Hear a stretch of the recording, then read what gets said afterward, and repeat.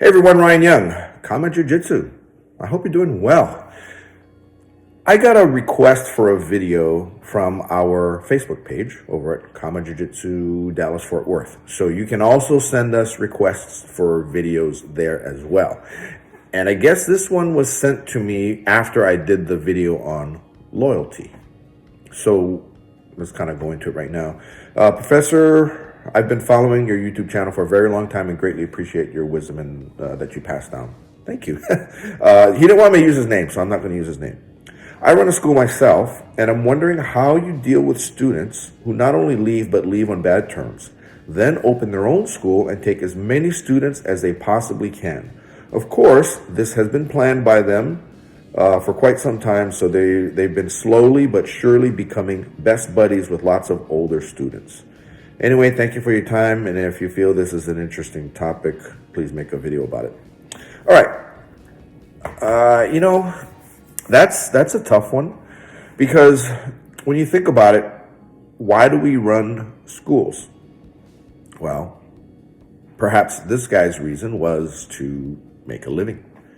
And I think I did look into him, kind of did a little bit of a check, and I think he's a purple belt. And a lot of you know how I feel about underbelts running schools. Me, myself, I think unless there is no other way, a school should be run by a black belt. And not only a black belt, but a black belt professor. So if you want to know what a professor is, our school has a specific training program for instructors. And our instructors not only have a red bar on their belt, if they're black belts that have gone through the instructor training program, which is a 2-year program for us, minimum 2 years actually, they get the professor bars on their belt. So it's the, I don't have my belt here to show you, but it's the red bar, right? And then, so let's call this the red bar, and then you have the white stripes above and below. So stripe, red bar, stripe. And then on the red bar is where you have your degrees. So oftentimes you see a lot of black belts that look just like this. So they only have the red bar. You have black, red bar, and black. And that's a jiu-jitsu, for us, that's an assistant professor rank. If a black belt neither teaches nor is in the training program to teach, then they just have a straight black belt. Or their black belt will have a white bar instead of a red bar. That's just a technicality on our part. But anybody who has been, I guess it will happen at some point in time, but all of our instructors who become black belts, they automatically become professors if they've been in the program for longer than 2 years once they get their black belt. So we did have one black belt join us, Professor Mike, a couple of years ago, a little more than 2 years ago. Came in as a black belt, had a red bar on his belt, was not a teacher and was not interested in teaching. So when he joined us, I switched his belt out, just have the straight black belt. When he decided to teach, he realized he loved teaching the students and helping. So he wanted to enter our instructor training program. So I got him a new belt from KAATARO belts, of course, right? Link below. And I got him the black belt with the red bar, just the red bar. That's the assistant professor. And this month, which is February of 2021, he got promoted. So now he's a full professor, got a new belt from KAATARO, of course, and it has the professor bars on top and bottom. And next year, he will get his first degree, because that'll be 3 years of teaching as a black belt. But back to the topic at hand, this gentleman wanted to know what would happen if you have students that leave on bad terms and then take your students. Well, back at an old school that I was at in California, it wasn't my school, it was a friend of mine, his school, had a pretty well-known today instructor who was a black belt at the time, who had come in from Brazil and was actually brought in by his professor. So a friend of mine, his professor, brought in this particular black belt to help him run the school and teach and all that. Well, what this black belt did was, after a few months, got bankrolled by another student, bankrolled to open his own academy a couple of miles away. And he opened his new studio and contacted everybody, hey, I'm over here, come train with me now. It's an unethical thing to do. Is it illegal? No, but it is unethical. So that's my opinion on it. However, the students that left and went to his school, they felt an affinity for his training. Simple as that.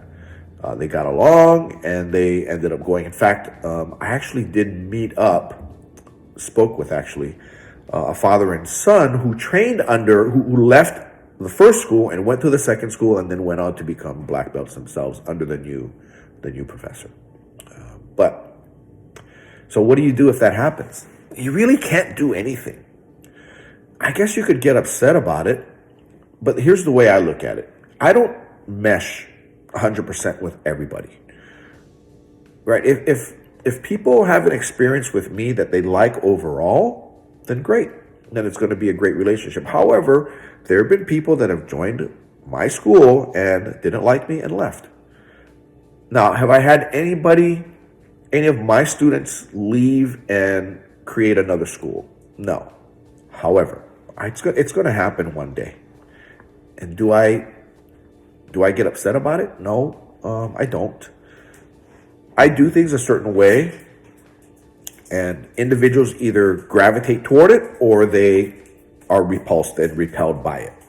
That's just human nature, right? We like who we like. And many of you know that I had a career in sales prior. I did financial services, and I was great at what I did. And there were other people that were great at what they did. And there were people that sucked at what they did. But the people who sucked had clients. Why? Because they meshed with that particular client on a personal level. And it's the same thing with jiu-jitsu. I think we've got a great thing going on here. And I think the way we teach is tremendous. Dave Kama was just here this past weekend, and I learned something every time he comes. And he comes every month, right? So students in our Austin campus and our Dallas-Fort Worth campus, they get the benefit of having the master come in every single month.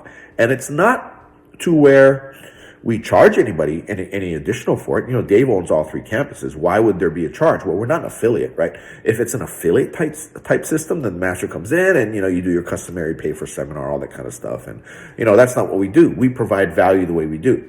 Now, if a student feels that we don't provide value, they're going to leave. And they're going to go to a competitor school, a school that's probably right across town. And does it bother me? No. Right. I've had a few people actually leave my campus and go to a school that competes a couple of miles away from me. It's okay. We've taken students from other schools as well. We don't take them; they come to us.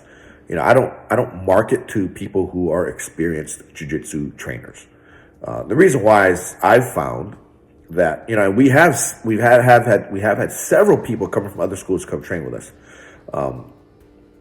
I've just found that, then you get into issues about belting, you get into issues about curriculum and culture, especially if they've been in a school for a long time. If they've been at their school for a long time, then I had a particular gentleman came in as a brown belt, stayed with me for a couple of years and just could not wrap his head around the curriculum and then left. That happens. He never really ended up hanging out with anybody in the studio. I got along with him personally. In fact, he was a physician, and I went to him, and I still would go to him. He's a great physician. But as far as jiu-jitsu goes, he ended up leaving. But just realize, if you're an instructor, you run a school, you're going to have that percentage of your student base that kind of circulates around. And, let's call it 10% a year of your student base will leave. Now, what if they leave to create another school? That's up to them. That's business. We live in a free market economy, well, sort of free market, right? And so far, it's legal for them to go and open a school right next door to you. I just say to this gentleman this: create value for your students. Create so much value for your students that they just want to train at your place and with you. And that if they go elsewhere, they're leaving that value to go because they perceive greater value elsewhere. Maybe you might want to find out what value is being offered there, and you may need to address it. So here's an example of what kind of value may be provided. Let's say this particular student, and the reason why is if you are a purple belt, like I think I saw that you were, and another purple belt, student of yours, right? Maybe he came from another school, got into purple belt, came to your school, trained, and then decided that, I can do better. And he leaves and opens his own school and just starts calling people, hey, I'm over here now. And people go. If people go, let them go. That's fine. That's what they want to do. That's what they want to be. Now, I know it's going to be a big kick in the guts for you. You might lose a significant amount of income. But that's just how business goes. If you're going to be in business, you can't think to yourself that any customer you have is going to be your customer forever, because they're not going to be. Right? I mean, just look at stuff that people buy for phones, or cell phones. You may be somebody who uses an Android phone and you swear by them, and then until you get an iPhone and you're like, I like this better, and then you switch, right? Do the people, at Samsung or whatever, your Android phone providers, do they get mad that you left? No, it's just how business goes. So create value that would make it to where when this person leaves to go to and open his own school, he opens it, and then he goes and talks to people, and people go, nah, I'm good. I'm staying where I am, right? On the other hand, if they leave, they leave. They were meant to go, and you can't really cry about it. Just do better and find out what made them leave. In fact, you might even want to ask them, all right, I accept that you're leaving, and I'm cool with you. Tell me this. Why are you leaving? They'll tell you, and then you'll know why they left. Well, your price is too high. Okay. What is he charging you there? $50 a month less? Okay. Well, why don't you go over there then? Yeah, I can't match that price, and I won't match that price. Or it could be he has 3 more classes a week that I can go to versus what you got. Okay, well, you might want to look at expanding your calendar.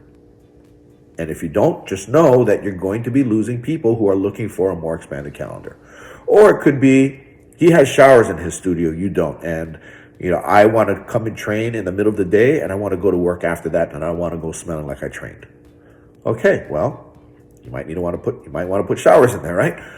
It could also be he opened the new studio, but he's bringing in a black belt, and I want to train under a black belt. And, I love you, and you're a great guy, but you're a purple belt, and I want to train under a black belt. So that's why I'm going to go there. All right.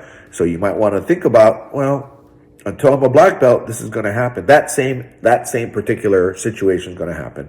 Or bring in a black belt. But then that might cost you money, right? But then again, if you bring in a black belt, you might be able to bring in more students because now you have a black belt there. What else could happen? He's got a nicer facility than you. Okay, well, I don't know if you can do anything about it, but that could be one thing too.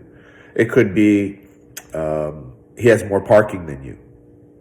Okay, right? All right, I get it. So here's the thing.